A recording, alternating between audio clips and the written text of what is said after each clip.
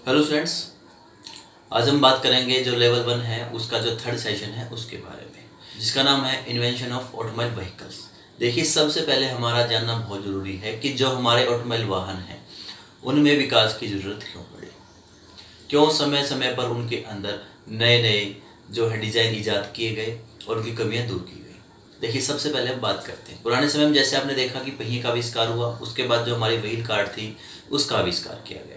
इसके बाद हमने इतिहास में देखा कि पशुओं के द्वारा और व्यक्तियों के द्वारा गाड़ी खींची जाती थी, परंतु अब इंजीनियर जो थे वो ऐसी तकनीक ईजाद करने में लगे हुए थे जो कि बिना पशु और बिना व्यक्ति के हमारे परिवहन के लिए काम में आ सके, जिसके चलते वर्ष 1672 में एक खिलौना रूप की गाड़ी को तैयार किया गया जो कि भाप इंजन द्वारा चलती थी।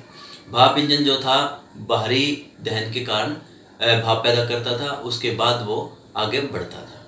इसके बाद 1806 ईस्वी में पहला आंतरिक दहन वाला इंजन का कॉन्सेप्ट तैयार किया गया, जो कि बाहरी दहन के नहीं बल्कि आंतरिक दहन के सिद्धांत पर कार्य करता था, जिसके अंदर किसी भी स्टीम का इस्तेमाल ना करके बल्कि गैसोलीन का इस्तेमाल किया जाता था। इसी बीच में इंजीनियर्स ने 1885 में ऐसे वाहन बनाए जो कि 4 स्ट्रोक भी थे और इंटरनल कम्बशन के सिद्धांत पर कार्य करते थे, और उनके डिजाइन के अंदर जो था विकास किया गया।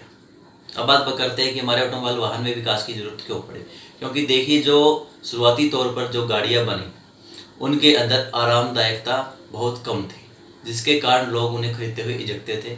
दूसरी बात, ये बनाने में काफ़ी महंगे पड़ते थे, इसलिए केवल राजा और महाराजा ही इन्हीं गाड़ियों को खरीद पाते थे। इनके अलावा आम जनता के लिए व्हीकल नहीं थे।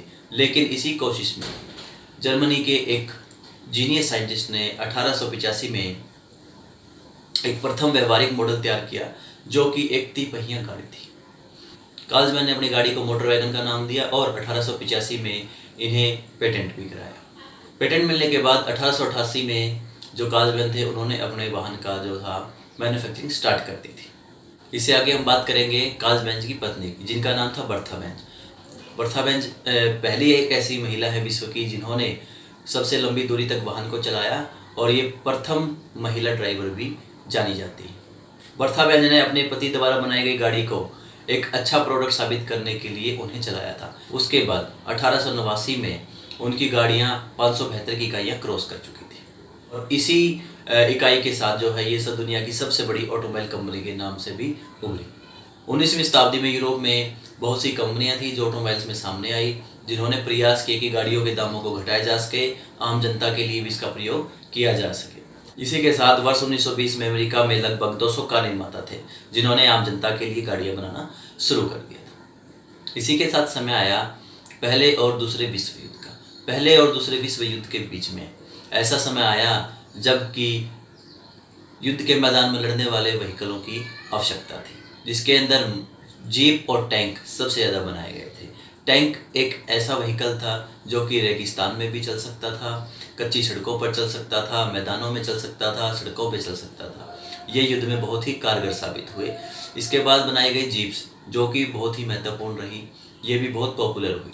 इसी समय में जर्मनी के वॉक्सवैगन कंपनी ने एक बीटल कार बनाई जो कि दिखने में बहुत ज़्यादा खूबसूरत होती थी।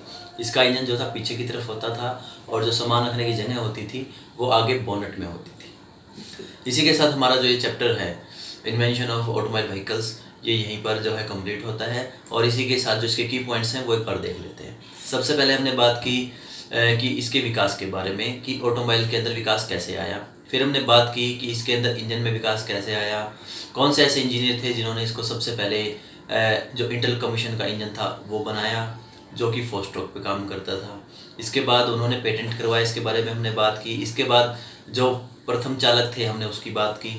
इनके बारे में बात की कि कौन सी कंपनी ने कौन सी गाड़ियाँ बनाई, विश्व युद्ध के अंदर टैंक और जीप बनाए गए। हमने इन सभी विषयों पर चर्चा किया। इसके साथ हमने वॉक्सवैगन की जो बीटल कार थी जो कि बहुत फेमस हुई, हमने उसके बारे में भी चर्चा की। इसी के साथ thank you, have a nice day.